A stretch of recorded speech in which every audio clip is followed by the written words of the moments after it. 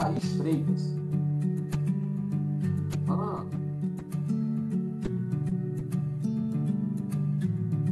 Já está falando.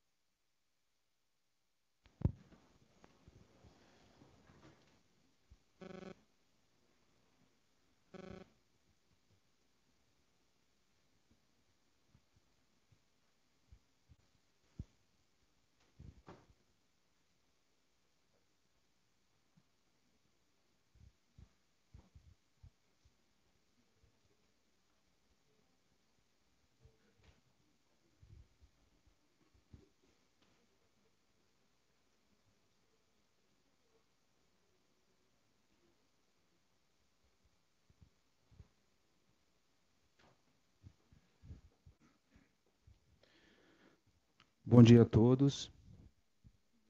Antes de darmos início à nossa sessão de hoje e à nossa programação, nós vamos acompanhar com atenção ao vídeo preparado pela CIPA do ONS sobre as normas de segurança para todos que estão participando presencialmente da nossa reunião técnico-gerencial, presencialmente aqui no nosso prédio no Rio de Janeiro.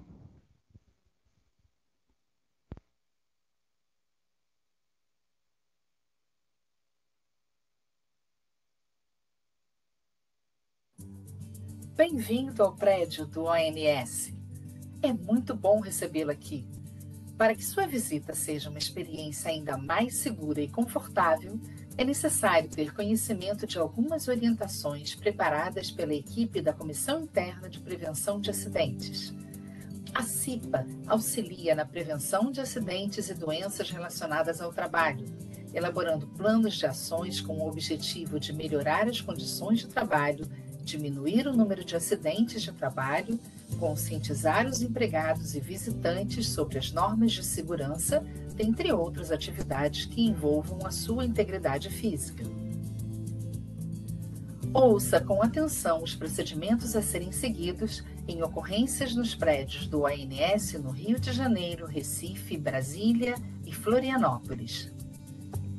Em caso de emergência, será acionado o alarme e nossos brigadistas voluntários estão aqui para ajudar.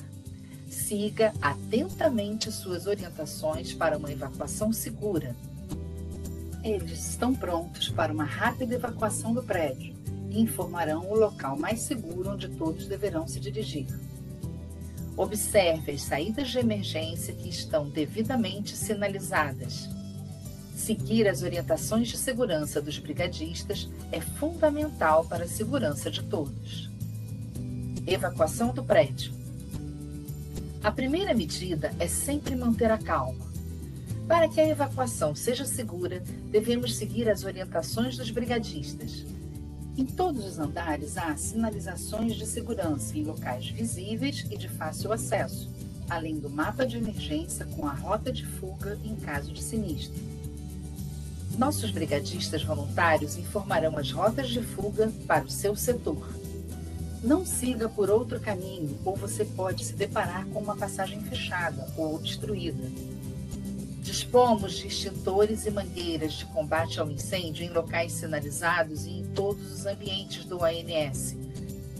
Além disso, temos instalados sprinklers que, em caso de incêndio e aumento da temperatura do ambiente, entram em funcionamento. Ao deixar seu local de trabalho e seguir pela sua rota de fuga informada, utilize as escadas, nunca elevadores. Ao descê-las, se mantenha ao lado direito. Isto é muito importante porque, enquanto todos estiverem descendo, os bombeiros estarão subindo as escadas.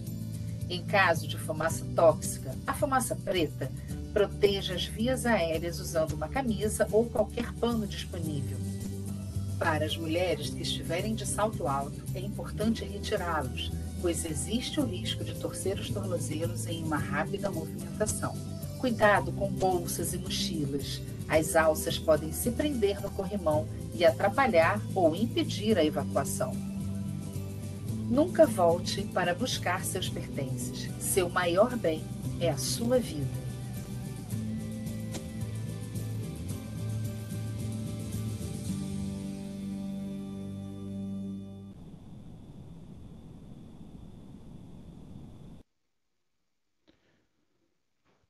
Sejam muito bem-vindos à primeira reunião técnico-gerencial de 2022 com os agentes do Sistema Interligado Nacional na região Sudeste.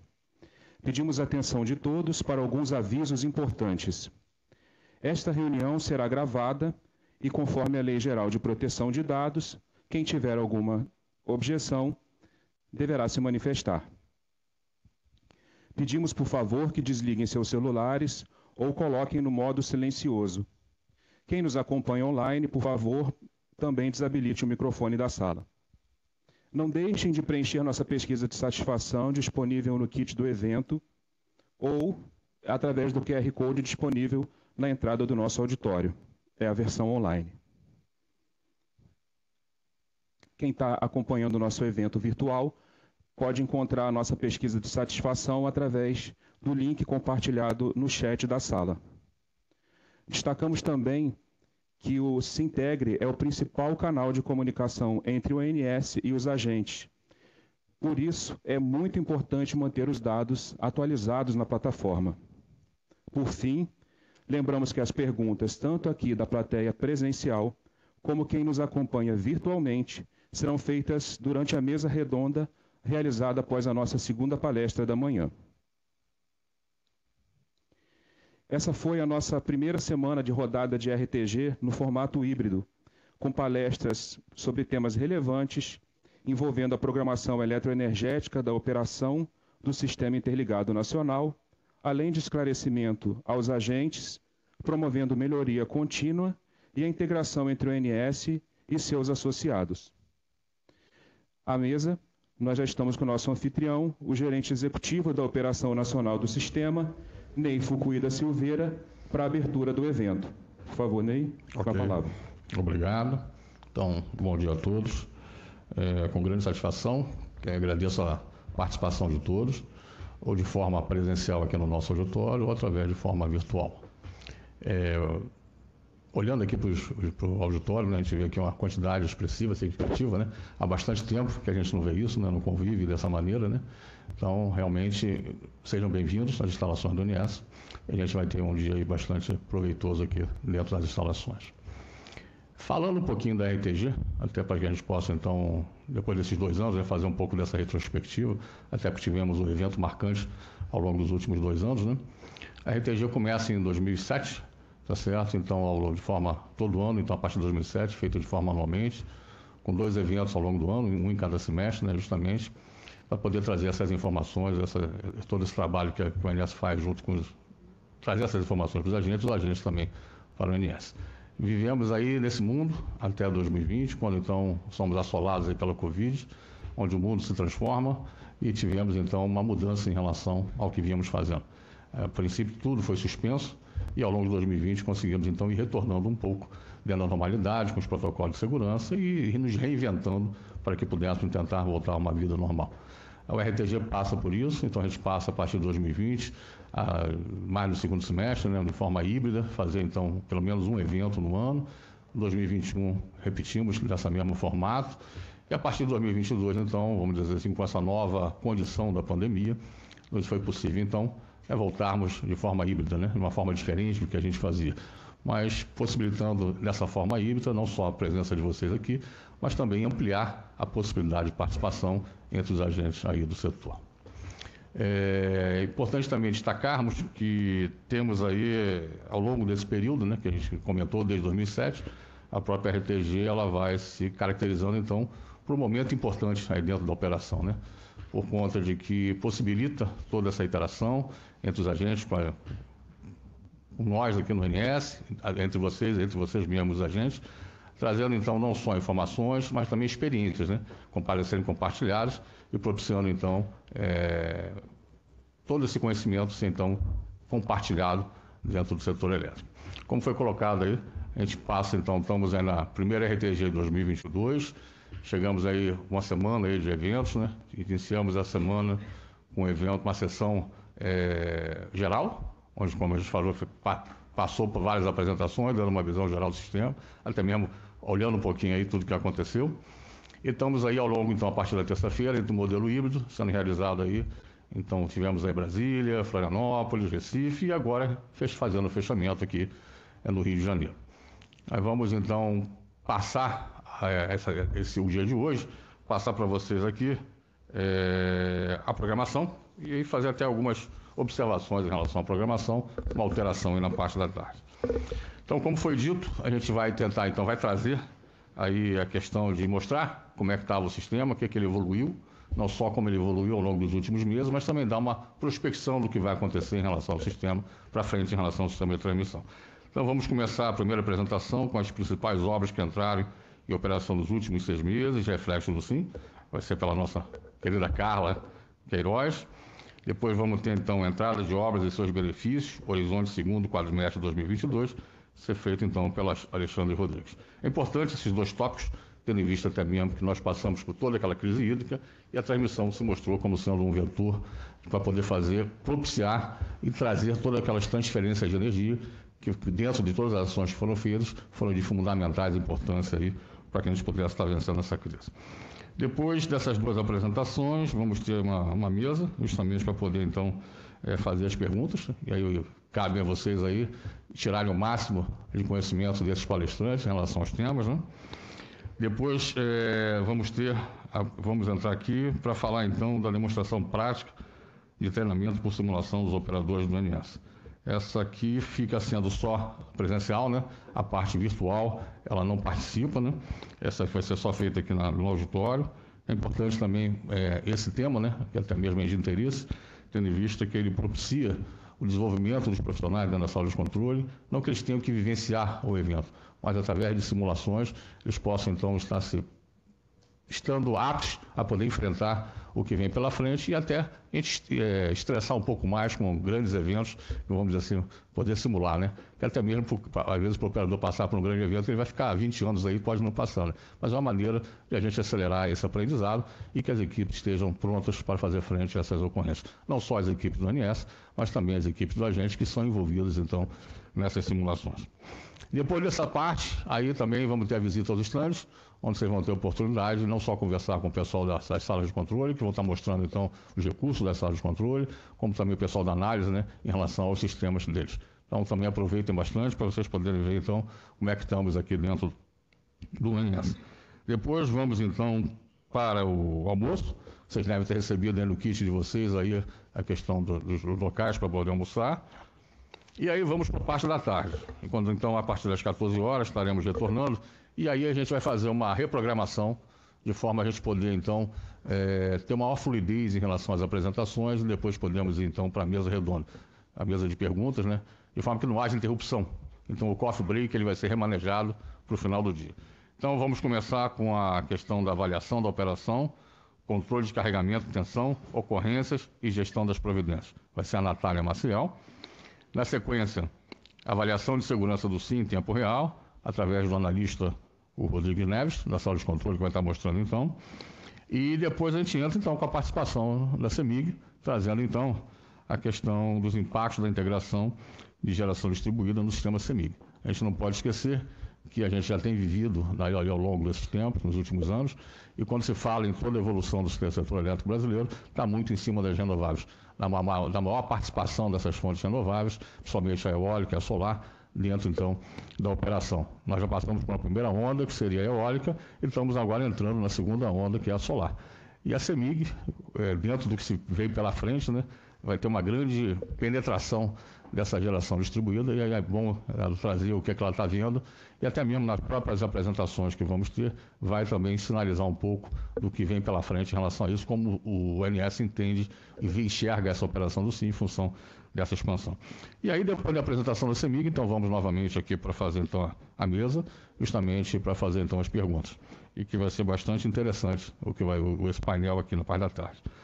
Depois vamos ter então o encerramento, e já até para poder então irmos então para o coffee break, e depois do coffee break fazer nosso bate-papo ali fora.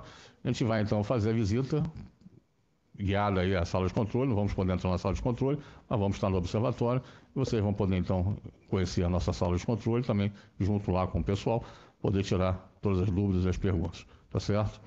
E aí depois dessa visita a gente vai encerrar então o evento da semana, aqui então no Escritório Central no Rio de Janeiro. Então basicamente essa é a programação, e colocar para vocês aqui o agradecimento pelo Dr. Cristiano, que é o diretor de operação. Ele não está presente, mas pediu que transmitissem aí para vocês o agradecimento de estarem participando e que realmente tenham um bom dia e aproveitem ao máximo aí a nossa programação e não fiquem envergonhados de fazerem perguntas, né? Façam o máximo de perguntas, porque esse é o objetivo do encontro, né? Trazer esses assuntos e que vocês possam explorar ao máximo as suas dúvidas e depois até internalizá-los aí nas suas empresas em relação aos que vão ser apresentados. Então, passo a palavra novamente para que a gente possa, então, começar com as apresentações. Muito obrigado e bom evento. Então, agradeço ao nosso anfitrião, Ney Fukui, pela abertura do evento. E, nesse momento, eu já convido a especialista em estudos elétricos, Carla Queiroz, para a primeira apresentação do dia, sobre as principais obras que entraram em operação no SIM nos últimos 6 meses e os seus reflexos. Bem-vinda.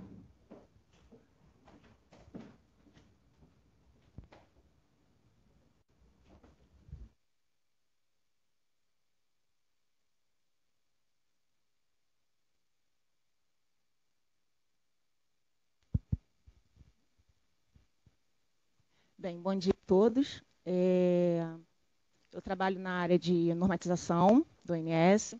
Eu me chamo Carla e vou trazer para vocês os empreendimentos que entraram nos últimos 6 meses e os reflexos.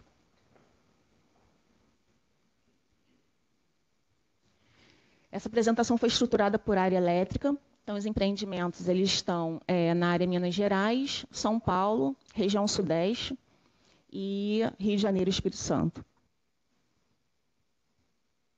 Começando pela área Minas Gerais, eu vou apresentar aqui com a cronologia, né? Então, a gente teve a entrada no dia 25 de novembro do agente equatorial 4 e 6, as linhas Presidente Juscelino Janaúba 3, circuitos 1 e 2. Na mesma data, a entrada da Pirapora 2, Presidente Juscelino, circuito 2. Em dezembro, Pirapora 2, Presidente Juscelino, Circuito 1. Em fevereiro, o segundo síncrono de Janaúba 3. No dia 21 de fevereiro, a subestação de João Molevade no seccionamento. Em abril, nós tivemos a entrada da Itabira 5 Presidente Juscelino, Itabira 5 Vespasiano, Itabira 5 Mesquita, que é pelo seccionamento da Mesquita Vespasiano. Tivemos também a entrada, no início de maio, do Trafo 7 de Juiz de Fora. Também no dia 1º de maio, Governador Valadares 6, Padre Paraíso, Circuito 2. A transformação de João Molevade entrou agora recentemente, dia 19 de maio. E no dia 22, a última obra, dentro desse horizonte que eu estou apresentando, o seccionamento da Itabira 4, Itabira 2, pela subestação de Itabira 5.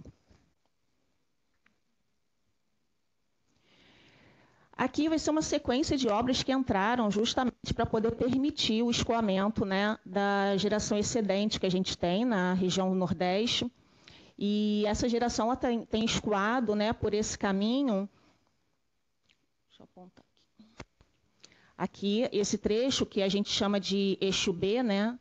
E esse tronco, ele permite que a geração excedente no Nordeste possa ser escoado aqui para a região Sudeste. Então, a entrada desses empreendimentos, que eu vou apresentar aqui sequencialmente, eles permitiram aumentar esse escoamento. Então, começando por Presidente Juscelino Janaúba 3, circuitos 1 e 2. Em seguida, Pirapora 2, Presidente Juscelino, circuitos 1 e 2. O síncrono de Janaúba auxilia a gente, né, num controle de tensão, justamente porque a gente vai ter um fluxo muito grande nessa região. A subestação de João Molevade, ela foi um empreendimento para auxiliar o atendimento às cargas de Itabira 2. Itabira 2, por conta da configuração, pela topologia, ela possui compartilhamento pelo lado de alta nos transformadores 230, 69 kV e 230, 13.8. Então, essa subestação ela não atendia, né, o N-1, então a gente tinha risco de perda de carga nessa situação, quando desligava um transformador, porque ele levava uma perda dupla. E com a entrada de João Molevade, eu passo a ter uma nova conexão por esse caminho aqui, essa transformação 230-69, onde eu vou ter um novo ponto de suprimento aqui para essas cargas.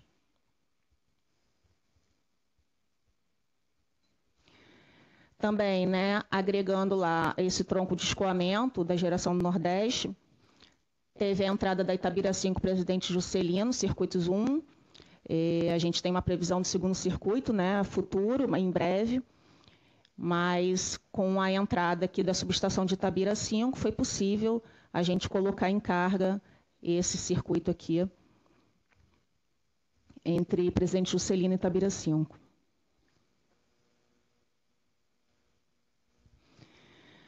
Em relação ao Juiz de Fora, a gente já tinha um bom tempo de desligamento de um dos trafos, o trafo 5, ele estava desligado, ele vai ser, né, remanejado para a transformação de Lafayette, e a entrada desse transformador novo, esse trafo 7, ele é um trafo, né, com uma potência maior, de 375 MVA, e a gente tinha anteriormente 3 transformadores de 150.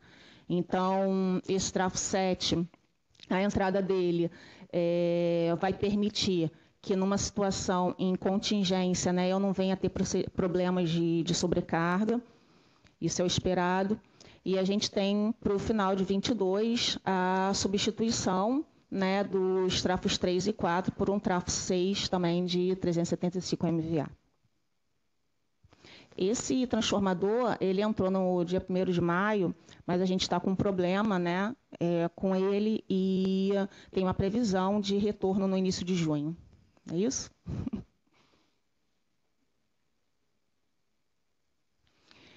Também, fazendo parte desse tronco para escoamento da geração do Nordeste, a gente tem a Governador Valadares 6, Padre Paraíso, segundo circuito. A integração desse tronco aqui, né, de Poções 3 até Valadares 6, ele permite que, numa situação de contingência, o N-1, a gente não perca, né, interligação entre a região Nordeste e Sudeste. E, além disso, também, hoje a gente tem um esquema em que, quando eu perco a Governador Valadares 6, Mutum, eu abro a interligação. Então, tem várias obras que estão previstas para entrarem ainda nesse quadrimestre, em que vai permitir que a gente faça uma alteração nesse esquema, e esse esquema está aqui. Então, a gente não tem mais a abertura da interligação, que hoje acontece, né, passa a acontecer com a abertura desses dois circuitos, e sim, eu continuo com a conexão, de alguma forma, com fluxo menor, mas ainda conectado ao Nordeste. A previsão dessa alteração aqui, né, do governador Valadares 6 Mutum, né, não provocar mais essa abertura da interligação, ela só vai acontecer depois que entrarem esses equipamentos que estão aqui achurados em verde, e também a subestação de Betim 6 e Sarzedo, que foi uma nova avaliação em que não somente esses equipamentos aqui precisam entrar, mas também a Betim 6 Sarzedo, para a gente evitar problemas de carregamento elevado na região.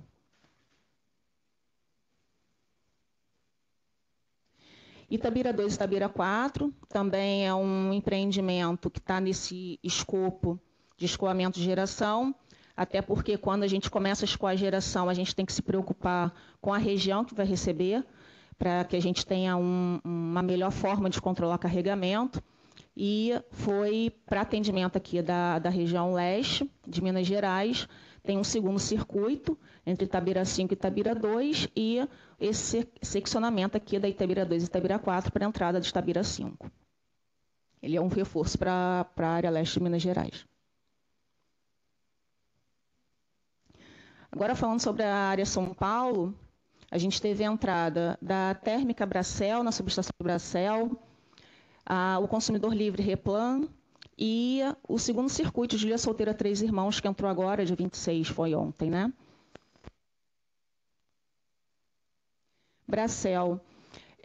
Bracel é uma usina que está conectada aqui na subestação de Bracel, que conecta entre Bauru e Oeste. Então, essa linha foi seccionada.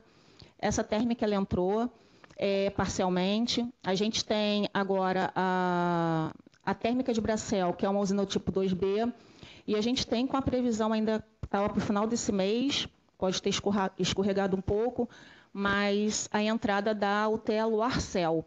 E aí, quando a gente tiver essas duas térmicas nesse ponto aqui de conexão, elas vão formar um conjunto, que a gente chama de usina 2C, e vão passar a injetar no sistema interligado.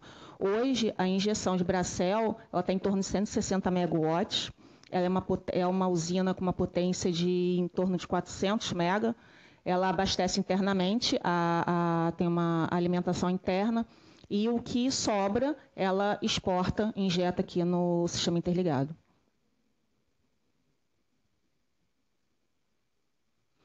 Replan é uma subestação que já entrou, já tem bastante tempo.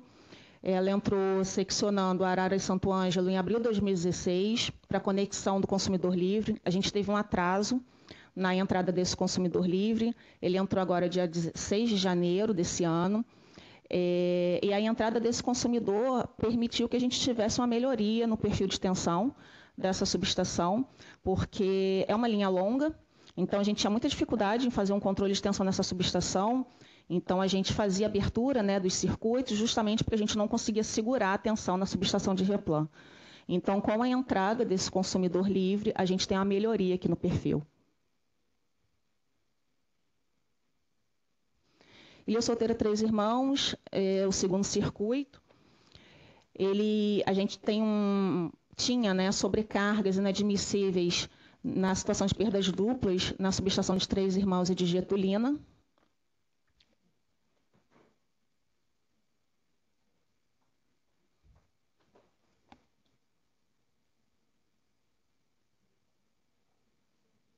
Oi? Tá. Já está voltando. Faz parte.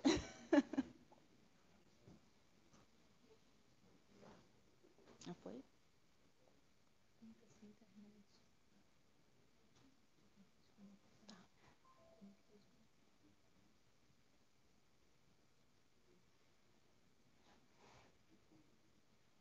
Foi?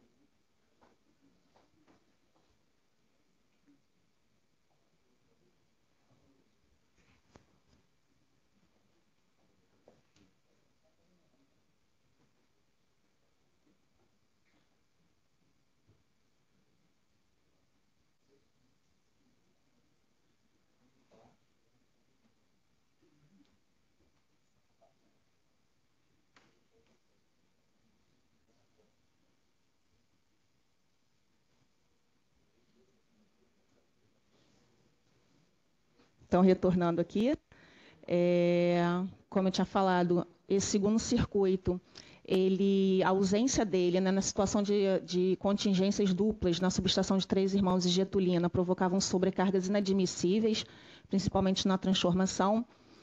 E com isso, na transformação de Três Irmãos, e com isso, a entrada desse segundo circuito propiciou também que a gente pudesse desligar o esquema hoje de Três Irmãos, que corta a máquina. Então, foi possível a gente prescindir desse CEP. A área sudeste, a gente teve a entrada da Campinas Itatiba, circuito 2, Fernão Dias Terminal Rio e Estreito Cachoeira Paulista, os 2 circuitos. Campinas Itatiba é uma linha que o segundo circuito ele foi muito esperado para atendimento da região sudeste, dessa área do 500 kV. A gente tinha problema de controle de carregamento, quando a gente só tinha um circuito. Então, com a entrada do segundo circuito, a gente passou a não ter mais esse problema para controle de carregamento, condição normal de operação. Também redução de sobrecarga na situação em que a gente tem contingências. Foi possível também eliminar a sobrecarga na transformação de Campinas, 500-645, quando a gente tinha contingência desse circuito. A entrada desse segundo circuito também propiciou, a gente permite, né, um aumento nos limites de RCE e RSUL, então a gente consegue, pelo menos, ter uma margem maior, né, para poder ganhar nesses recebimentos. Fernão Dias Terminal Rio, uma obra também que era esperada, porque é um dos empreendimentos que permite a gente conseguir escoar ainda mais geração Belo Monte.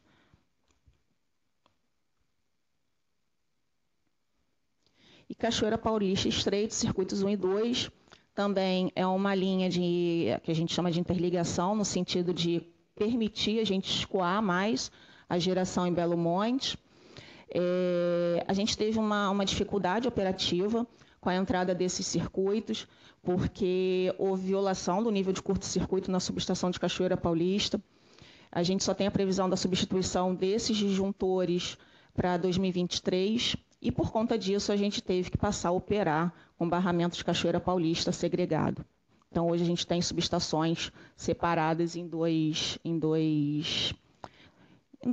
vamos dizer assim, 2 subestações, né? Em 500 kV de Cachoeira Paulista. E a última área, não menos importante, é Rio de Janeiro e Espírito Santo. A gente teve a entrada dos 2 transformadores de Nova Iguaçu, 500-138 kV. Esse transformador ele também foi uma transformação muito aguardada, né, principalmente pelo tempo real, porque a gente tinha dificuldade de controlar carregamento. Muitas vezes tinha que se programar a térmica para poder conseguir atender o carregamento em condição normal de operação. E a gente conseguiu agora, no dia 8 de maio, a entrada dos 2 transformadores, ambos de 900 MVA. A entrada desses transformadores permitiu que a gente não tivesse mais a necessidade de programar, de despachar antecipadamente a térmica, de seropédica. Eliminou também a necessidade do CEP, que estava instalado lá, para a perda do único transformador, né, de 500-138 kV. Com a perda desse transformador, a gente tinha interrupção de carga na Light, então trazia um inconveniente também de perda de carga. numa situação de contingência, e com a entrada desses 2 transformadores, a gente agora não tem mais essa possibilidade de perder carga lá na subestação, na região da Light, né? Porém, a entrada desses transformadores, né, também por conta da questão de superação nível de curto-circuito, levou a uma operação tanto da subestação de Nova Iguaçu quanto da Eletrobolt, que é da Light, a operarem com os barramentos segregados. Bem, esses são os e-mails, né, o e-mail da gerência e o meu e-mail particular. Vocês fiquem à disposição para mandarem qualquer comentário ou... A gente está sempre à disposição de vocês, tá? E é isso. Obrigada.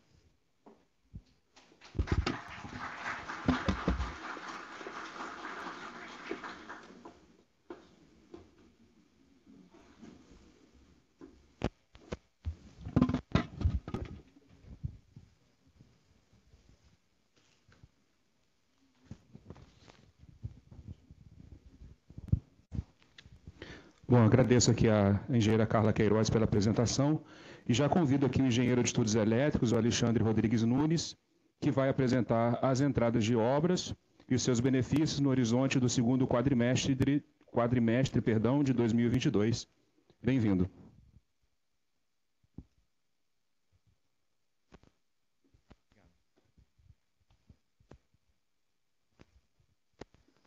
Todos. Não, pode jogar lá para cima, por favor. No primeiro mesmo. Bom dia a todos. É um prazer estar aqui na presença de vocês. Eu vou passar agora a falar das entradas de obras e benefícios, falando agora do horizonte até o final de 2022, tá? Então, vou falar das 3 áreas aqui, da área Rio de Janeiro e Espírito Santo, da área São Paulo e da área Minas Gerais. Eu vou tentar ser breve aqui na passagem dos slides, porque são 30 obras, né? Para não atrasar o cronograma aqui das apresentações, tá? Falando agora de área Rio de Janeiro e Espírito Santo. O primeiro empreendimento que a gente tem de previsão é a subestação de Lagos, 345-138, com 3 transformadores de 400 MVA, e a linha de 345 Lagos Macaé Merchan Circuito 2. Essas obras estão com data contratual para 20 de março de 2022 e com previsão, né, com atraso, para 15 do próximo mês. O agente responsável é a Zopone. E para complementar a entrada dessas obras, a gente tem umas obras associadas no 138 kV, que estão previstas para 21 de julho desse ano. O agente responsável é a Enel. Bom, o objetivo dessa obra é reduzir o risco de restrição de geração térmica que a gente tem hoje. A gente vive em regime normal, quando você tem todas essas térmicas aí de Macaé, a Norte Fluminense e GNA despachadas. Isso causa problemas de sobrecarga na região em regime. Então, essa obra vai mitigar um pouco esses problemas e trazer uma melhor distribuição ali para a região. Com a entrada dessas obras, a gente vai fazer uma reavaliação dos CEPs existentes, que fazem o corte de geração na UTE GNA, para perdas simples e duplas no tronco de 345, esse tronco que vem de Adrianópolis até Rio Novo do Sul. O próximo conjunto de obras é a substituição das chaves seccionadoras da linha de Campos Rio Novo, em 345 kV, na subestação de Campos. Essa obra tem a data contratual para 18 de abril, está atrasada, com previsão para 17 de julho de 22. O agente responsável é Furnas. Essa troca de chaves ela vai permitir elevar a capacidade nominal da linha de 747 MVA para 853 e capacidade de emergência em 4 horas para 1.075 MVA. Com a substituição dessas chaves, a gente reduz esse risco que eu já falei ainda há pouco, de restrição de geração térmica, para evitar sobrecargas na rede de 345 em regime normal. E também, da mesma forma que antes, a gente vai fazer a reavaliação dos CEPs após a substituição desses equipamentos. Tem previsão também da entrada de um consumidor, lá no seccionamento da linha de 345 Adrianópolis, Macaé Merchan, que é uma obra de Furnas.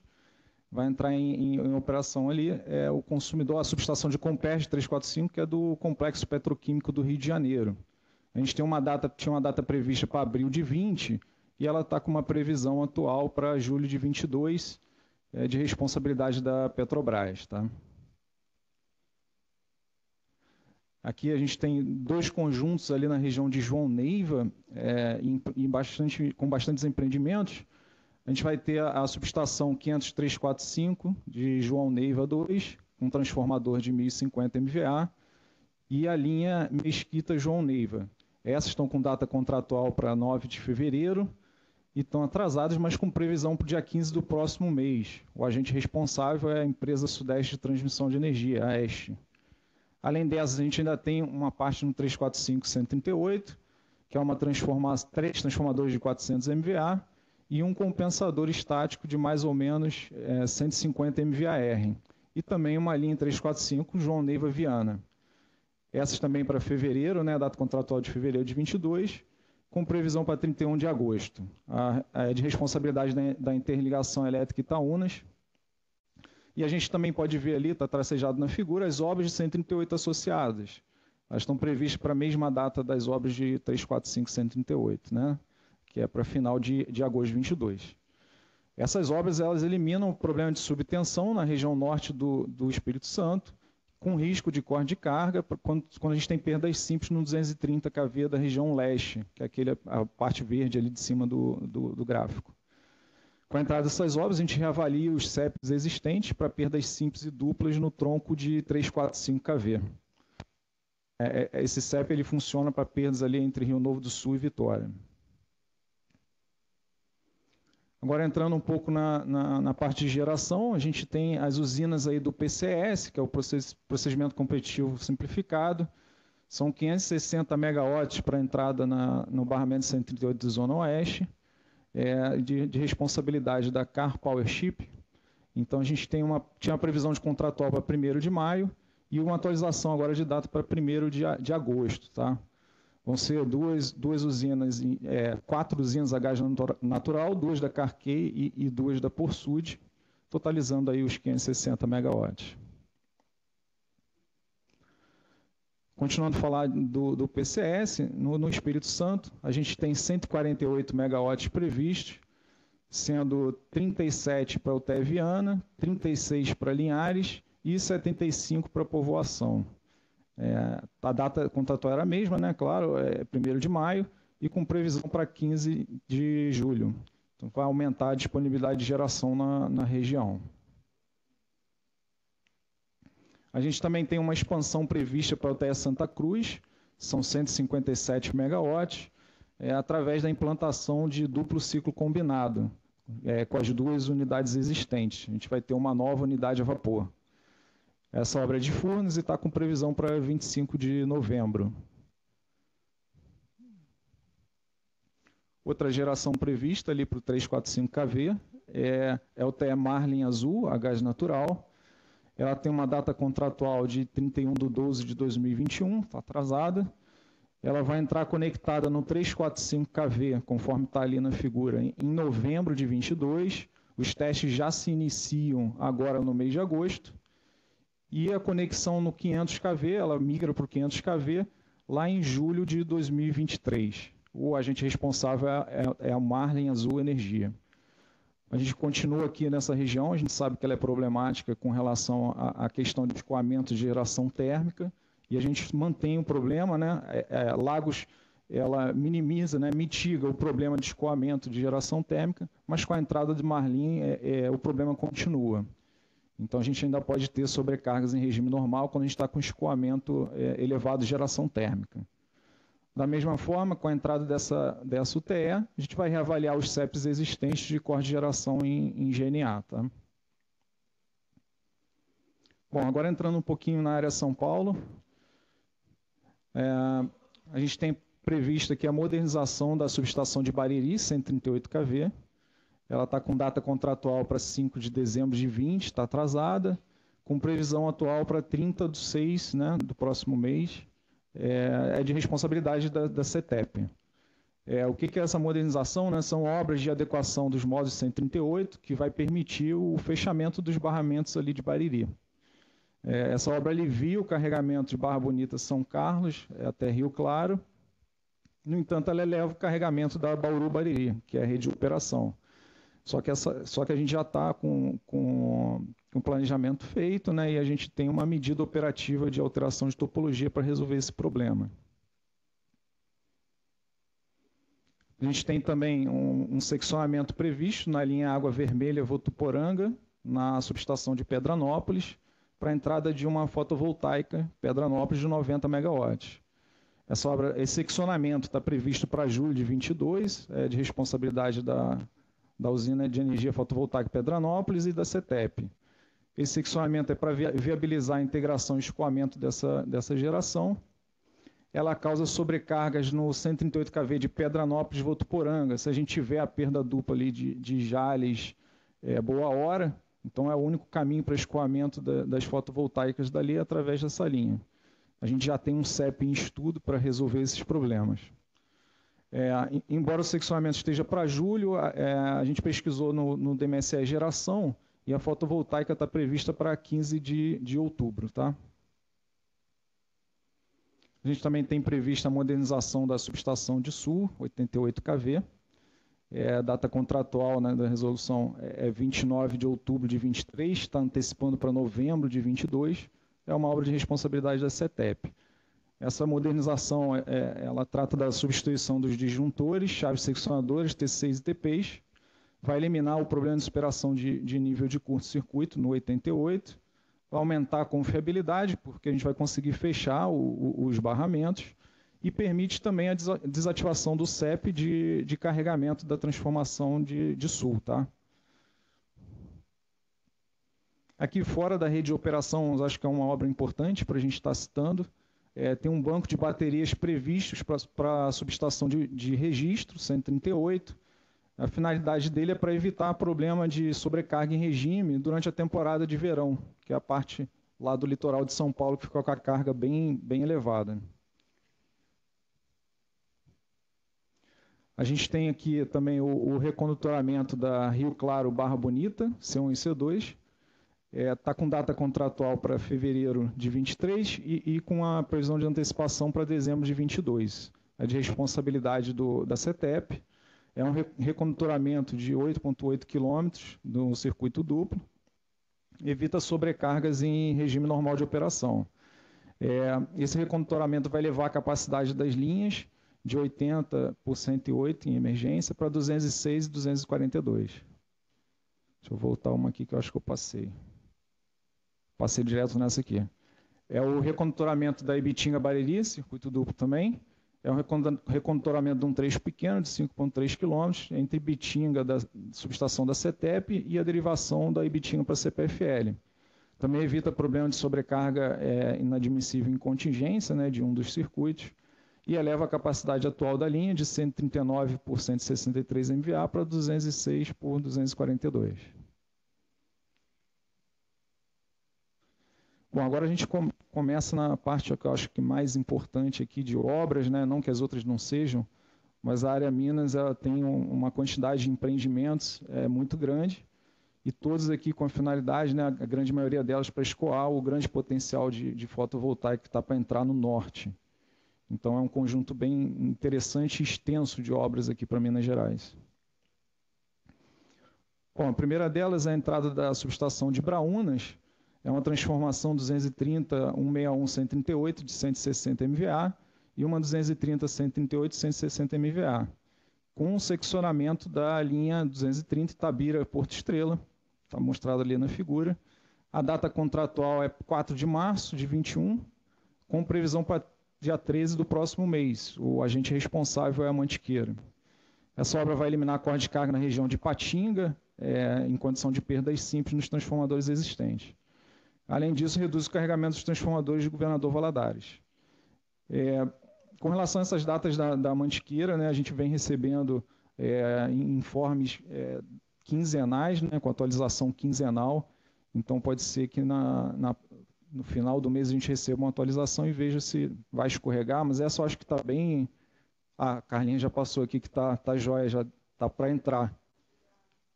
Final de semana, então, a gente já espera que esteja em operação. A gente tem previsto também a subestação de Janaúba, com 2 transformadores 500-230, de 300 MVA. A data contratual é para setembro de 22 e está com previsão atual para 15 do próximo mês. O agente responsável é a Solaris e esse é um novo ponto de suprimento de energia para a região norte de Minas. Vai permitir um escoamento do potencial solar existente e previsto para a região. Complementando essa obra, a gente tem também a Jaíba 230-138 kV, com 2 transformadores de 100 MVA, e uma linha 230 já na Oba Jaíba com 2 circuitos. A data contratual também é setembro, com previsão para essa mesma data, também é da Solaris.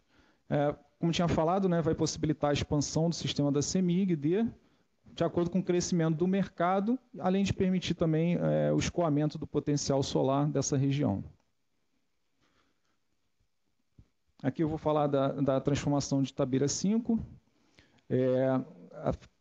Essa obra aqui já está ok, né? Já entrou o seccionamento, como a Carla tinha falado, da Itabira 2 e Itabira 4 na subestação de Itabira 5. Hoje de manhã eu vi também no sistema supervisório que estava passando fluxo na Itabira 5 e Itabira 2, circuito 2. Então, o Pestana também está passando informação que está ok, já está em operação também. Ficam faltando os 2 transformadores de 750 MVA. São as obras da Mantiqueira, com data contratual para março de 21. Os transformadores têm até o dia, estavam com desligamento previsto para hoje, né? Está ali o SGI 27. Vamos aguardar para ver se os transformadores entram. E tem também o seccionamento da Neves Mesquita, 500 kV, na subestação de Itabira 5. Essa está com previsão para 24 de setembro desse ano. Também é um novo ponto de suprimento em rede básica, né, para as cargas da área leste de Minas, e reduz sobrecarga ali que a gente tem persistente, né, já há alguns anos na linha Mesquita e Patinga, na perda de um deles. Também a gente tem previsão da Presidente Celina Itabira em 500 kV, é o circuito 2.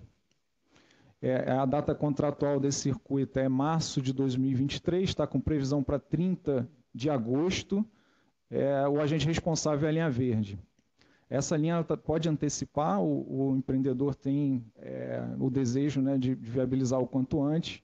A gente recebeu já um comunicado que pode ser que entre no final de julho. Então ela reforça a rede de transmissão e viabiliza o escoamento de energia do subsistema Nordeste. Evita problemas na rede 345 da Malha Norte de Minas e no transformador de Presidente Juscelino, 50345, em situação de perdas simples. Aqui é o outro pedaço do trecho ali que a gente chama de eixo A, né, que permite o escoamento da Bahia para Minas. É a linha de Poções, Padre Paraíso 2, circuito 2. A data contratual era fevereiro de 22, está atrasado para o 30/6, no próximo mês, então pode ser que essa linha entre de responsabilidade da Interligação Elétrica Paraguaçu. Permite escoamento de energia excedente do Nordeste, como eu tinha falado, e evita a abertura de parte da interligação Nordeste-Sudeste quando dessa contingência simples desse trecho. Temos previsto também a subestação de Timóteo 2 em 230 e o seccionamento 230-69. A transformação 230-69 de responsabilidade da Mantiqueira, ela está disponível para operação. A linha 230 Timóteo 2 Mesquita, circuito 1, mais a subestação em 230 e o seccionamento da Cesita e Patinga, para o TAP de Timóteo, tem a data contratual de novembro de 2013, está atrasada. A LT está com previsão para o dia 15 do próximo mês e o seccionamento para dezembro de 22. Essas obras elas eliminam a necessidade de restrição de geração nas usinas da região por conta de sobrecarga inadmissível, quando de perdas simples ali na região. Vai ser possível atendimento radial, né, até o seccionamento previsto ali em dezembro. Outra obra prevista é o 345 kV, saiu 230 ali, vocês me desculpem. É o 345 kV de Pirapora 3 Marias.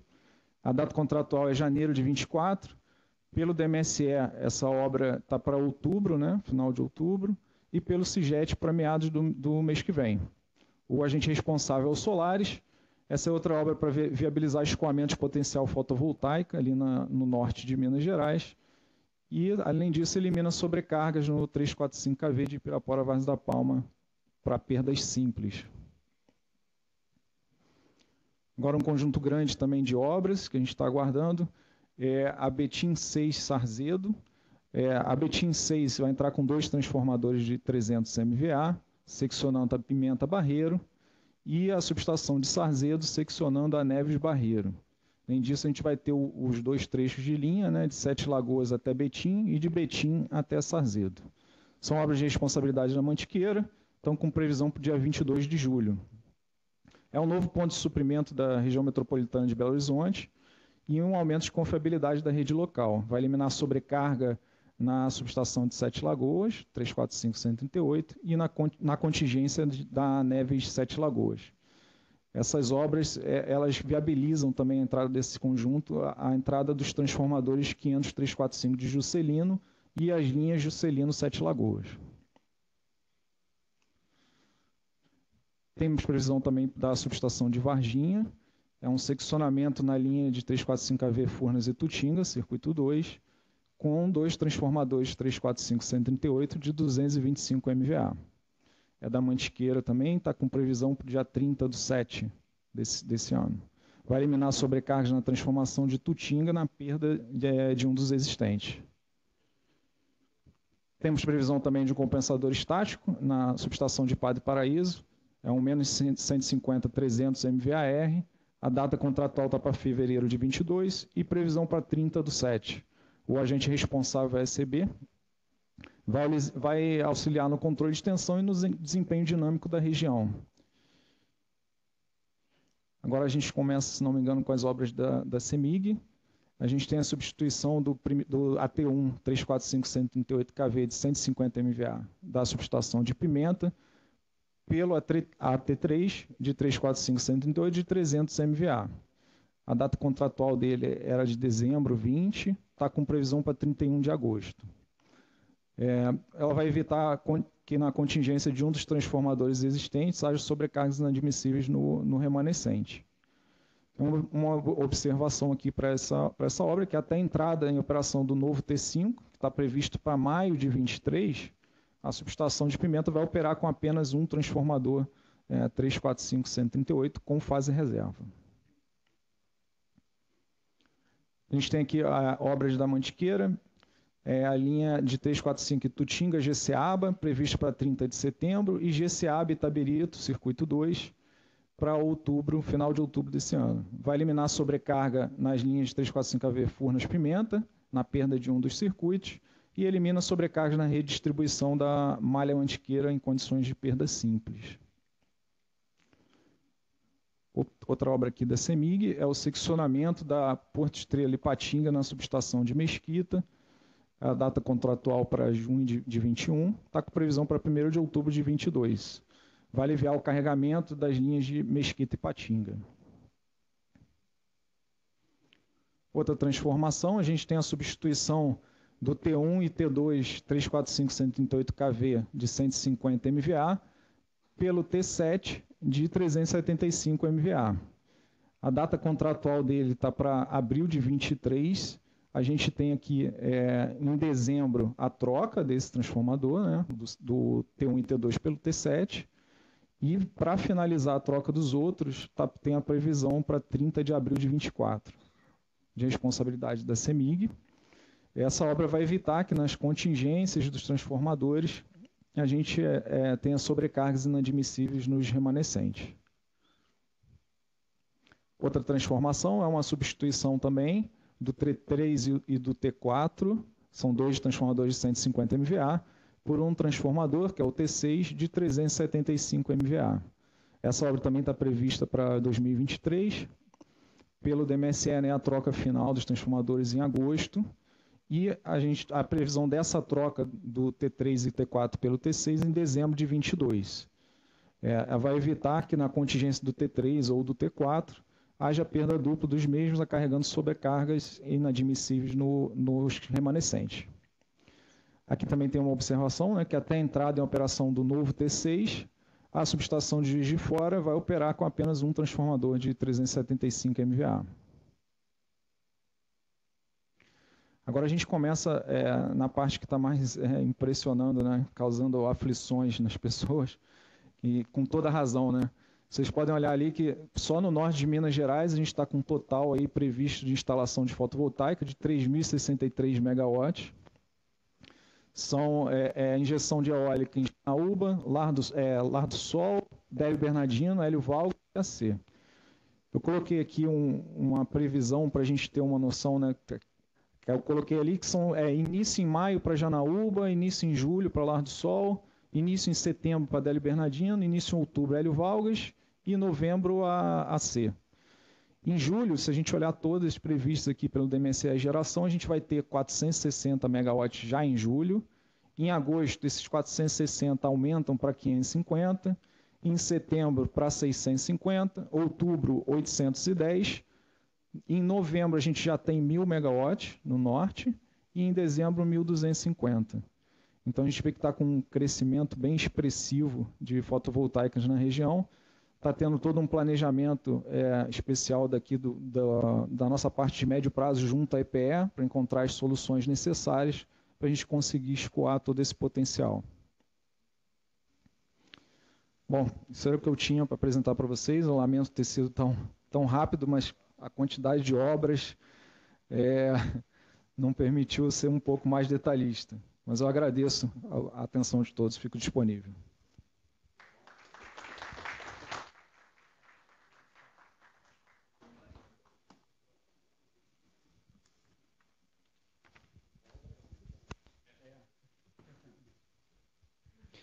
Bom, já agradeço aqui ao Alexandre pela apresentação. Ele já permaneceu aqui, né?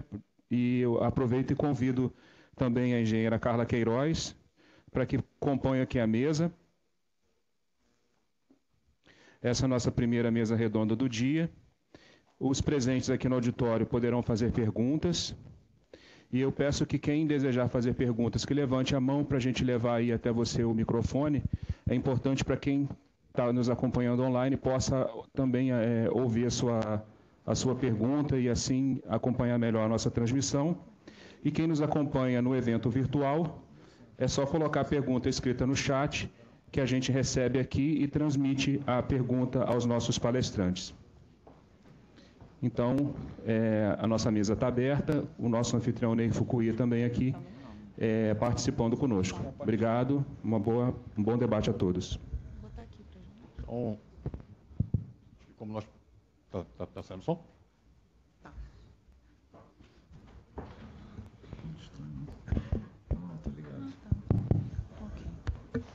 Então, como podemos ver pelas apresentações, né? Até brincando com o pessoal da CEMIG, né? A complexidade que vai ser operar o sistema de vocês. E vamos dizer assim, a importância que Minas passa a ter, porque vai passar escoar tudo ali, que vem pelo norte, pelo nordeste, vai passar ali todo por Minas, além de toda essa... colocar ali muito bem ali, pela toda essa expansão que vai estar sendo ali feita no norte de Minas. Então, vamos passar aqui então para ver se tem alguma pergunta aqui na... Pessoal, vamos explorar bastante aí os nossos técnicos, né? Não vamos perder essa oportunidade. Brincar até com a CEMIG para poder abrir então, né? Porque vocês foram tão destacados aí, né? Bom dia, pessoal. Rodney, da CEMIG GT. Uma pergunta para o Alexandre aqui. Como é que vocês estão pretendendo fazer os estudos elétricos com essas incertezas de solares, por exemplo, no caso de concentradas, aí, no caso do norte da área de Minas Gerais, né? Vocês estão pensando em alguma ferramental diferente? Porque a gente imagina que, né, a gente vai ter esses valores aí para esse ano. Nos próximos anos, os valores são ainda bem mais significativos, né? E faz um estudo elétrico considerando com sol, pode chover, aí gera 5.000 megawatts em pouco tempo, né? Qual que é a visão de vocês? Eu acho que a parte importante, assim, primeiro de tudo, é ter um bom banco de dados, né? Para a gente poder guardar todas essas informações e poder utilizar no momento adequado. Acompanhar o DMSE, que tem sido um pouco volátil, né? Então, às vezes, escorrega um pouquinho ou adianta, então, ter um controle dessas datas. Com relação à ferramental, a gente tem uma ferramenta muito importante aqui no ONS, que é o Organon, não sei se vocês conhecem, mas é um programa de fluxo de potência, de regime dinâmico. Então, a gente, através de regiões de segurança, né, dinâmica, a gente pode ter uma boa resposta, né, uma previsão do que pode vir a acontecer e do que esperar de todo esse potencial para entrar ali na região norte. Então, o norte de Minas, como você falou, né, vai ser um ponto nevrálgico. Além de ser a entrada de energia toda que vem de eólica do Nordeste, ainda tem esse tanto de fotovoltaica instalada. Então, vai ser um desafio e a ferramenta que a gente considera principal para atualizar e reavaliar todos esses resultados é através do Organon e regiões de segurança.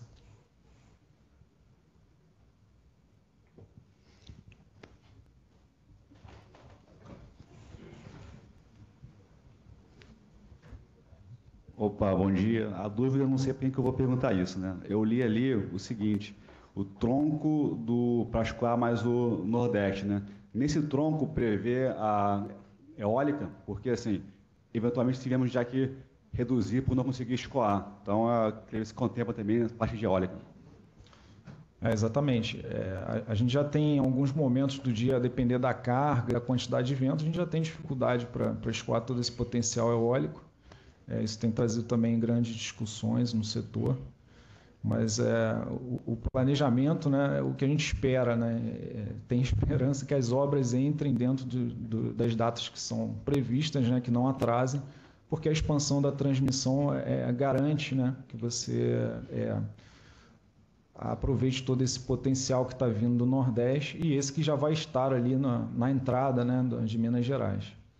Então, aguardar que a transmissão entre, né, num tempo hábil para poder escoar o máximo possível.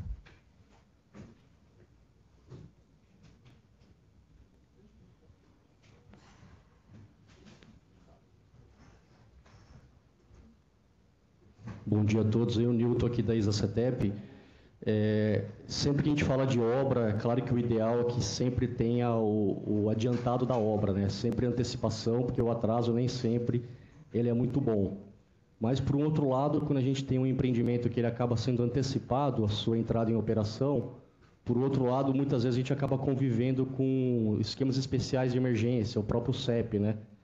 E no caso da CETEP tem acontecido isso. E se tem sido feito algum tipo de ação interna no ONS para que a gente possa atuar em conjunto, né? Porque às vezes o CEP ele chega, ele é instalado até para poder atender aquela condução pontual, isso aí traz um pouco de dificuldade, né? Se tem sido feito alguma coisa e até uma provocação para que a gente possa também ajudar o ONS nesse sentido aí de tentar evitar, né? O CEP nem sempre é possível, mas se tem sido feito alguma coisa nesse sentido aí.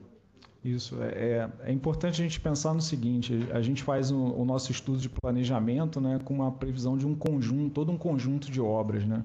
A partir do momento que esse conjunto de obras não se concretiza, isso traz uma série de dificuldades para o planejamento da operação e aí a ferramenta que nós temos para enfrentar essas dificuldades, na maioria dos casos, como você falou, com toda razão, são os sistemas especiais de proteção. A gente procura ao máximo, né, mitigar essa questão, né, procurar outras alternativas, mas no final das contas o CEP é uma das melhores opções. E aproveito aqui para agradecer também que vocês sempre nos auxiliam quando possível. A gente sempre trabalha em conjunto com a gente na hora de planejar, né, um sistema especial de proteção. Então a ajuda de vocês e sugestões também são sempre bem-vindas. A gente agradece. Obrigado. Bom dia, Tiago da Enel Rio. Uma pergunta, a gente está percebendo o aumento, né, da presença, por exemplo, da solar, da geração solar no nosso parque, que até então era muito um parque cheio de reserva girante, né? A gente tinha máquinas girantes que tinham uma resposta durante ocorrências e transitórios, que pode ser diferente da solar, por exemplo, que não é uma máquina, né? E isso, com o aumento dessa presença do solar, principalmente no parque de geração do Brasil, durante um evento grande, um transitório, uma abertura de uma interligação, a gente tem alguma preocupação, até com reserva girante, ou com alguma coisa que possa compensar e a gente não tem alguma dificuldade, que é um comportamento diferente do que aconteceu até aqui? Vocês têm percebido isso nos estudos transitórios, durante alguma ocorrência? Muito bem colocado, né? A entrada dessas gerações intermitentes, né, sem inércia, traz uma série de dificuldades para o planejamento. A gente tem percebido já isso, né? E E hoje a parametrização dos limites ela é feita a partir de carga, né? Faixas de carga do sistema e outras variáveis de controle. O que a gente está entendendo que é o melhor caminho é fazer a partir de inércia do sistema, né? O desempenho, né? Os limites serem determinados a partir da inércia sincronizada no sistema. Isso vai trazer um avanço muito grande para a operação e uma segurança também muito maior. Mas nos estudos atuais, né, a gente não está descoberto, né, deixar tranquilizado quanto a isso, embora a gente tenha essa penetração tão grande de renováveis e com sem inércia, né, mas a gente está seguro, a gente sempre considera uma margem de segurança e avalia sempre que possível com o mínimo, né, de inércia sincronizada. Isso traz uma certa restrição, mas uma segurança em compensação. Isso é muito importante para os estudos. Obrigado, tá? Bom dia, Henrique da CEMIG. A gente estava vendo ali as obras para Minas, tem muita coisa mesmo, muita linha, muitos ativos que estão focados nessa conexão das solares, como foi citado, e que em muitos horários fica vazio, essas linhas vão operar em vazio, porque à noite carga mais leve e vai ser a hora que não vai ter geração.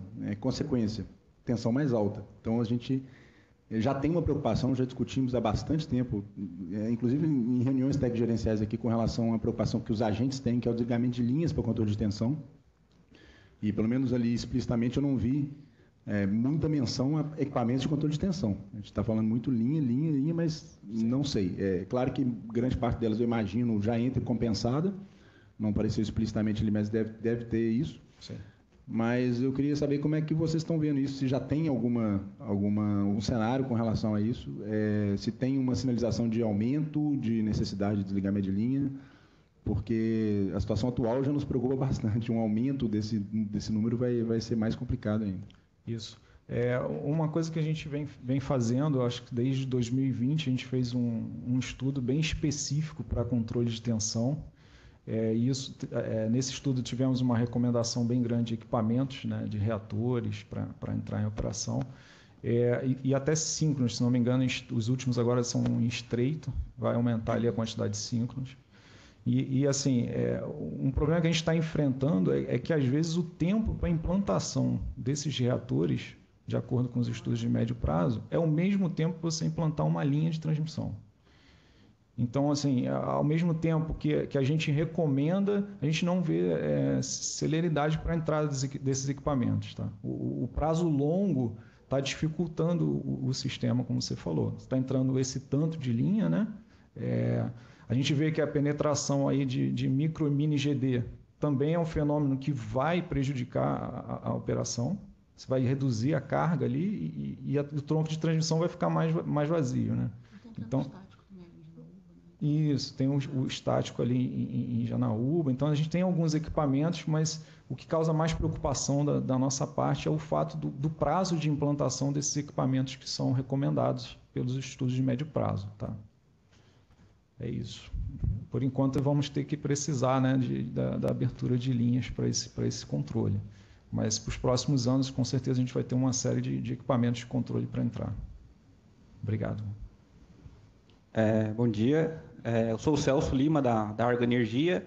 A minha dúvida são, acho que basicamente duas. Se por acaso a ONS ela vê a parte de geração distribuída, né, se entra isso no cálculo em algum módulo, né, porque eu acho que já chegou a 10 gigas, né, a geração, então se isso daí entra no montante para o SIM.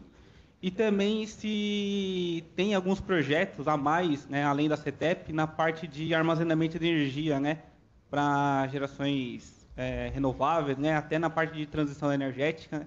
É mais ou menos esses dois questionamentos que eu tenho aqui. Valeu, obrigado.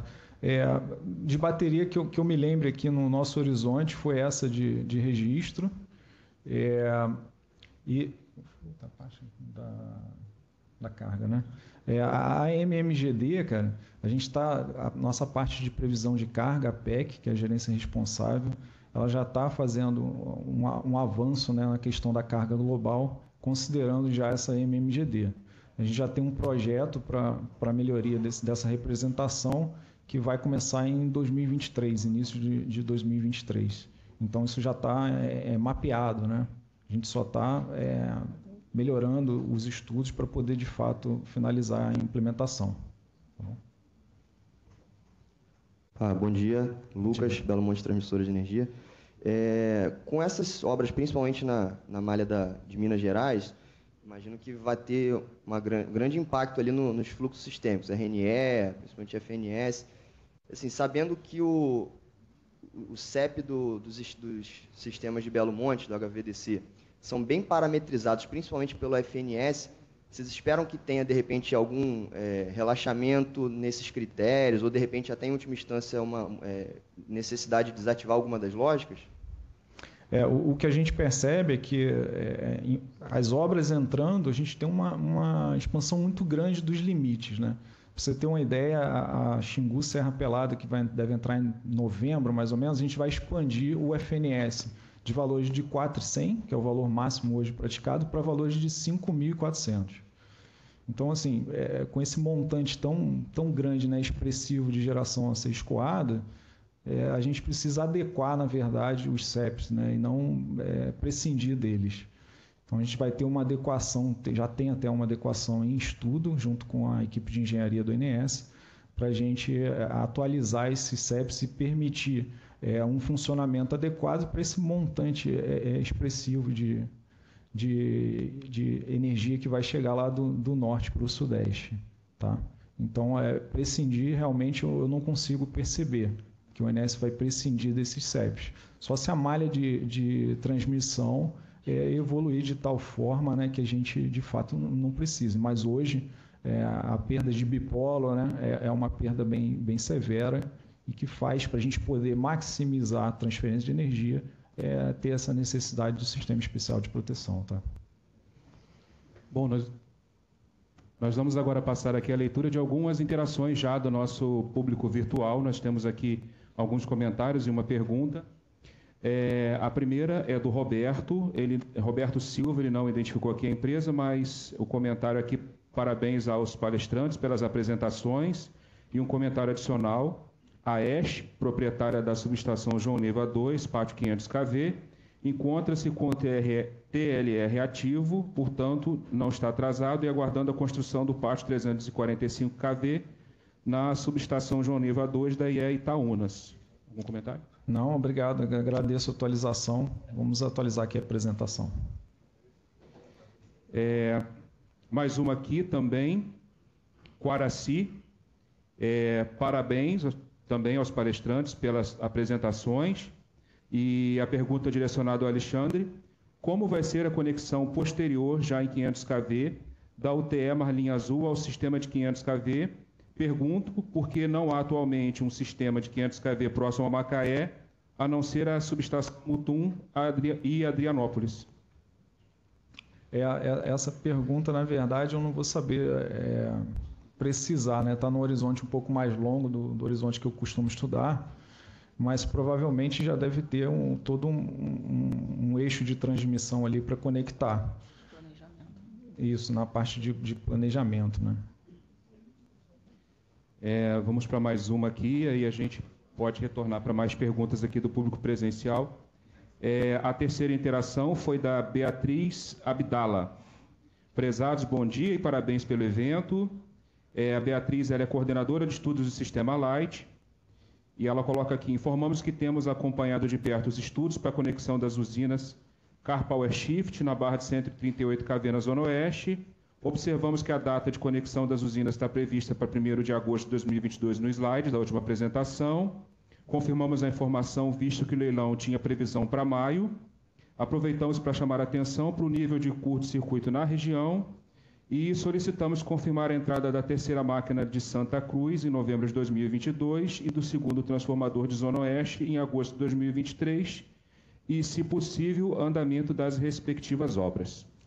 Isso, todas as informações que a gente tem, que eu apresentei aqui nos slides, são as últimas informações que nós tivemos. Eu não sei se houve alguma atualização nesse meio tempo, mas a gente agradece essas informações. Com relação à parte de curto-circuito, isso está em análise, já foi estudado, acredito que está completamente mapeado, né? A gente não vai ter problema para escoar toda essa geração e manter essas máquinas sincronizadas. Ok? A gente aguarda aqui a chegada de mais perguntas. Se o público aí online quiser encaminhar suas dúvidas, é só utilizar o chat, colocar a pergunta escrita, a gente repassa aqui.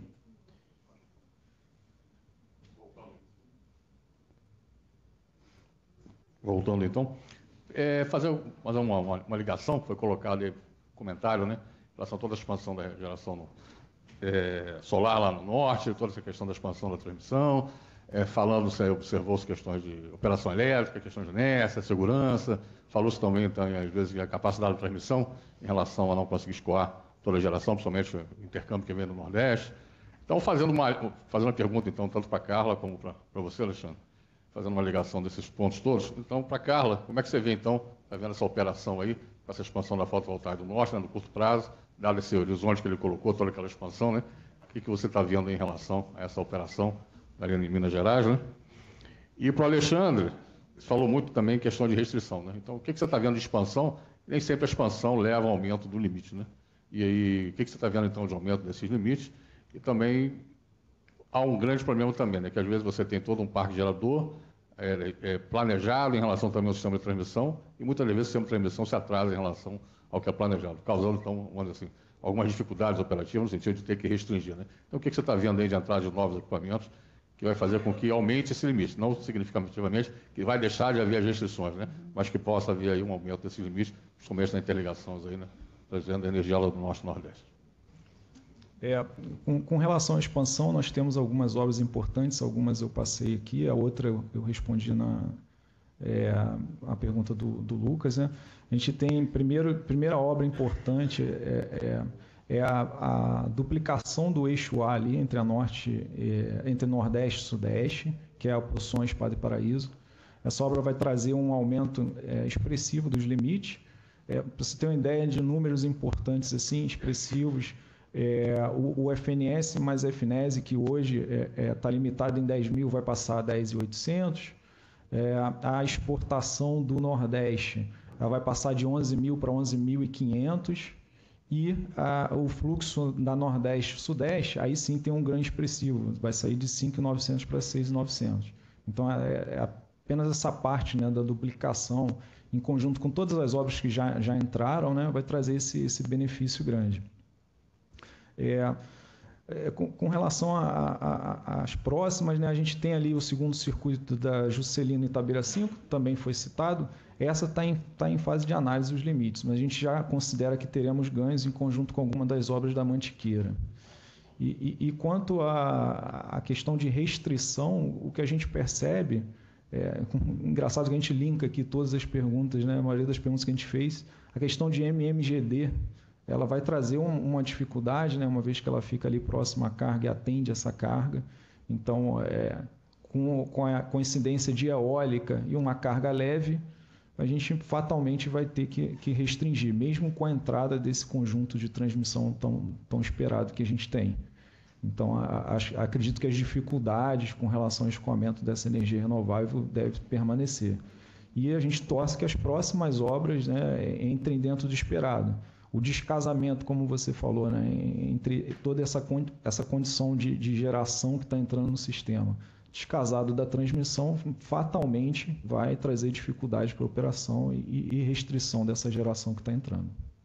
Um ponto importante que você tocou foi justamente não só a questão de restrições elétricas, mas tem que ter carga para poder alocar, né? E às vezes a carga pode ser muito baixa. É isso que eu ia comentar, Ney, porque assim, o ideal seria que a gente tivesse uma topologia para um período de carga pesada e média, uma outra topologia para o período de carga leve e mínima, justamente para a gente evitar, né, como a CEMIG colocou, a questão de controle de tensão, desligar a linha, né? Ao mesmo tempo, também a CETEP colocou sobre a implantação de CEPs.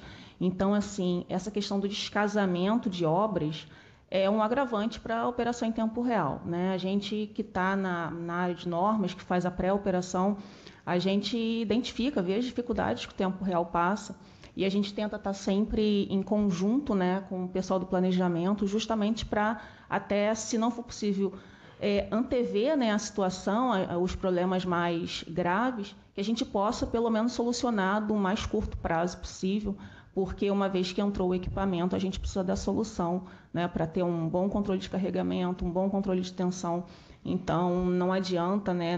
A gente não consegue em tempo real ter a justificativa de entrou antes ou entrou depois. Né? Uma vez que está lá em operação, a gente precisa solucionar a questão. E aí é isso que a gente tenta tratar bem próximo com o pessoal de planejamento. O curto prazo, né? A gente tem uma missão bem nobre e doída, né? Porque a gente tem todo um planejamento feito no médio prazo, e o que a gente percebe é que nada se concretiza como esperado, né? Então, às vezes, o estudo que a gente faz com um horizonte de 4 meses à frente, passou-se um mês, aquele estudo já não adianta muito. Então, fazemos as nossas atualizações nos relatórios mensais. Então, é uma atividade bem árdua, mas importante para fazer tudo funcionar da melhor forma possível. Importante que a Carla também comentou, né? Que a dificuldade na operação em tempo real. Então, como ele falou, que você já faz o planejamento, às vezes já vai furando, vai chegando no curto prazo, ele vai fazendo ajuste e vai furando. E quando chega na operação em tempo real, e aí vai caber aos nossos operadores estar operando esse sistema dentro dessa complexidade que já vivemos essa complexidade, mas que poderá ampliar, né, essa complexidade, ficar maior ainda em função de tudo aí que foi colocado nessas apresentações. Mas isso também nos traz um desafio, né? Então, na verdade, nos prepararmos para esse novo futuro, no sentido de estarmos preparando nossas equipes, estarmos buscando aí soluções, o pessoal do estudo, né, tentando minimizar esse problema. E a única certeza que a gente tem na operação é que vai acontecer tudo diferente do que foi planejado. Então, isso também é um estímulo para o operador, que na sala de controle não vai ter, vamos dizer assim, tem bastante dinâmica, né? Não vai ser sem graça operar o sistema. Isso também traz essa vantagem. Mas aí, até fazendo um link depois para outro assunto que vai vir agora, que é justamente falar sobre a questão do drills, da importância desse processo, dessa ferramenta, para poder, então, trazer essa experiência para dentro dos nossos operadores. Não só dentro do ONS, envolvendo os agentes também. Tá certo? Para que a gente possa estar preparado para fazer frente a esse novo sistema. Mais alguma pergunta aí? O nosso colega aqui do ONS, o Bruno Garcia, né, em resposta àquele comentário do Quaraci sobre a questão da Marlinha Azul, ele respondeu lá no chat, aí eu passo o comentário aqui, repasso também para o conhecimento de todos e para os demais colegas do online, para o comentário da mesa, que é o seguinte, a UTE Marlinha Azul irá se conectar em uma nova subestação, Lagos 500 kV, que terá linhas para Terminal Rio e Campos 2. Então está aí o esclarecimento sobre aquela questão anterior. A expansão da rede de 500 kV que a gente tinha comentado, que eu não sabia, o Bruno Garcia é nosso analista responsável aqui da área Rio de Janeiro e Espírito Santo. E tem mais uma interação aqui também do nosso público online, que é do Diego Batista. Primeiramente, parabéns a todos pelas apresentações. Há algum estudo do ONS para a utilização da inércia sintética proveniente das baterias das UFVs, das subestações de armazenamento, como da subestação de registro, para auxílio em cenário de contingência? Por parte nossa aqui do planejamento de curto prazo, não consigo me lembrar de um estudo não, mas sei que na parte de engenharia aqui do ONS tem sido realizados alguns estudos e algumas análises, mas não saberia precisar qual estudo.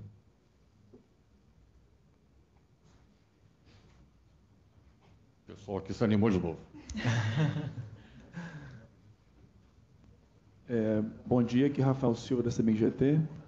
A pergunta é a seguinte, vocês têm alguma expectativa no sentido de alterar a forma como vocês estão representando essa geração distribuída nos casos de simulação? Eu falo assim, porque muitas vezes essa geração ela fica equivalentada, né, numa barra, né, na forma como você representa a carga. E uma outra pergunta, se nos casos do mensal, por exemplo, que são, pensando mais em intervenções, né, se vocês pensam em criar um cenário, talvez de carga média, considerando cenários com baixa geração de solar ou com mais geração de solar. Né? Okay. Entendi. Alguma representação já de MMGD ela já vem sendo feita de forma segregada, né, com uma barra para carga e outra barra para essa geração, né? Então, claro que você não coloca... você coloca a MMGD da geração ali da região daquela subestação. Então, você tem dois barramentos, né? Um barramento para carga e outro para MMGD da região. E com relação aos estudos, a gente vem sempre fazendo o esperado, né? Como a carga ela é feita por horário, a gente busca fazer, mas nada impede de vocês solicitarem para a gente no momento que achar interessante e a gente pode desenvolver um caso excepcional para vocês. Não tem problema não. Não, é porque, obrigado pela resposta, porque eu estou lembrando de um caso aqui prático, né? A gente teve um desligamento aí recente de uma linha de 345 no norte de Minas, em que a gente esperava uma geração, né, solar e acabou que ela foi até um pouco mais alta. Não teve problema porque a gente considerou, inclusive, essa possibilidade lá no estudo. Mas obrigado aí pela resposta. Normalmente as análises que a gente faz têm essas margens, né? A gente considera sempre uma margem, isso é importante. Então, gente, bom dia. Eu sou a Manu, da CEMIG, e é uma pergunta para a Carla. Carla, tendo em vista esse monte de obras, essa entrada de várias eólicas e o movimento no normativo, como que está a programação da ONS para o treinamento dos operadores em tempo real e de toda a equipe que está envolvida nisso, tendo em vista também os grandes atrasos e a gente tem que soltar os normativos em tempo recorde, né? Como que vocês vêm fazendo essa administração? E tendo em vista que chegando também o drill, é o momento da gente mostrar os resultados dos nossos treinamentos, né? Como que vocês vêm fazendo isso e acompanhando também como que está o desenvolvimento dos agentes nesse ponto? Tá, obrigada, Manu. A gente tem, né, da mesma forma como o Alexandre colocou, né, da dificuldade de se manter esse cronograma atualizado, quando a gente recebe também, né, os estudos pela equipe da engenharia, a gente costuma receber com o empreendimento entrando de forma completa, né? E muitas vezes a gente tem um descasamento até dentro desse mesmo empreendimento da entrada, né, de carga, por exemplo. A gente vai ter o caso agora de Braúnas, em que a gente vai ter o seccionamento da linha, né, Ipatinga-Porto Estrela, mas a transformação não vai entrar agora, a gente já tem a previsão só de julho. Então, até quando a gente está bem no curtíssimo prazo, está bem próximo à operação, a gente também tem dificuldade em implementar, né, os documentos, elaborar os documentos, porque não chega na etapa, né, ou pelo menos com a topologia prevista, né, naquele curtíssimo prazo. Então, a gente tem tido dificuldade, né, em manter até o envio de documentos de uma forma assim, mais otimizada e mais antecipada, né. É claro, isso daí também traz um reflexo em relação a treinamento para tempo real, né. O que a gente consegue fazer e que a gente tem de prática, né, são treinamentos quadrimestrais já com os operadores, com todos os operadores. A gente vai ter um agora previsto para junho, em que a gente, diante, né, das informações que a gente tem para esse quadrimestre, a gente já informa para eles quais são as dificuldades que eles vão enfrentar, né, em função de descasamento de obra. Então, a gente tenta antecipar dessa forma, né? A gente monta apresentações, faz reuniões com eles. Quando a gente tem alguma questão de descasamento, a gente faz um comunicado, né, mais direto. Implantação de documento, a gente sempre costuma, né, fazer junto com o analista, né, do tempo real, e também envolve o coordenador e, se possível, o operador que estiver naquele posto. Então, assim, a gente tenta sempre minimizar, né, essa questão da entrada dos equipamentos. Mas a gente tem dificuldade também, né, até para quando a gente vai passar essa documentação, justamente porque a gente recebe os insumos, muitas vezes muito em cima da hora, né? Então, a gente meio que vai tentando se adaptar com o que é possível, né? Então, um exemplo agora recente é esse de Braúnas.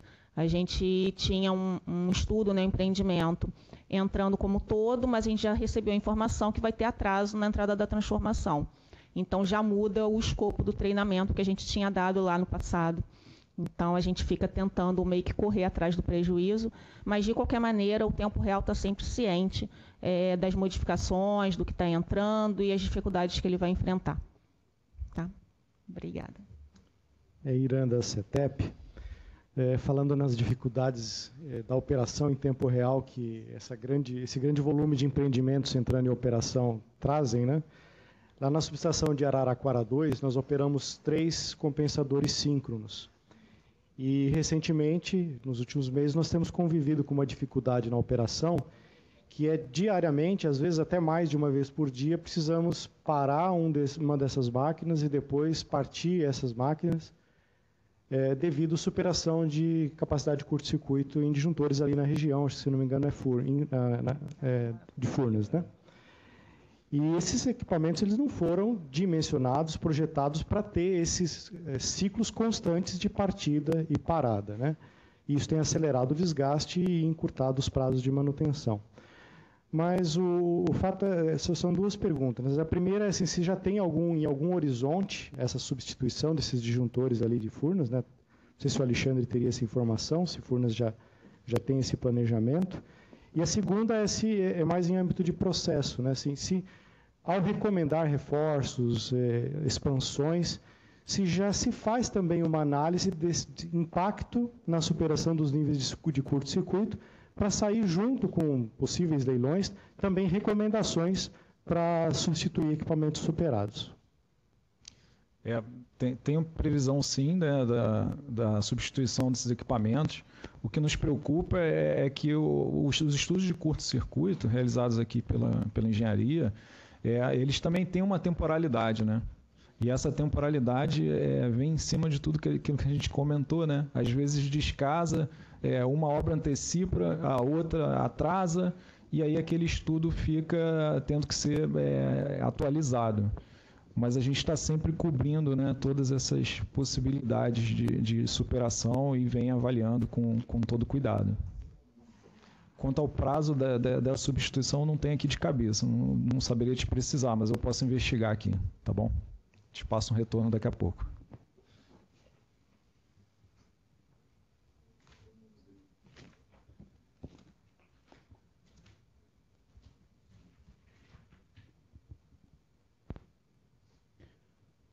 Bom, nós vamos encerrar nesse momento, então, a nossa mesa. Agradecer a participação dos nossos palestrantes, Carla e Alexandre, pelos esclarecimentos. Agradecer a interação de todos aqui, pela excelente participação do nosso público presente aqui no auditório e também do público online.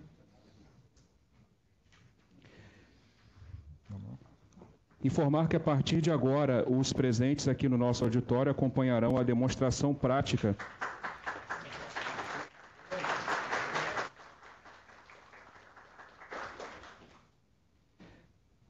os presentes aqui no auditório acompanham a partir de agora a demonstração prática e os treinamentos de simulação dos operadores do ONS. Será feita pelos engenheiros Carolina Portes da Silva e Vinícius Souza Gonçalves Pinto, da equipe da Gerência de Configurações de Rede. E, na sequência, teremos lá fora, né, a visitação aos estandes do ONS. Para o público que está online, nossos agradecimentos. Nós vamos encerrar por aqui a participação do público online pelo período da manhã. Pedimos que quem ainda não respondeu à pesquisa virtual sobre a satisfação e a opinião sobre a nossa reunião, que o façam. O link está compartilhado no chat, é só acessar. É uma rápida pesquisa, importante para conhecer a opinião de vocês. E retornamos após o almoço às 14 horas. E, por favor...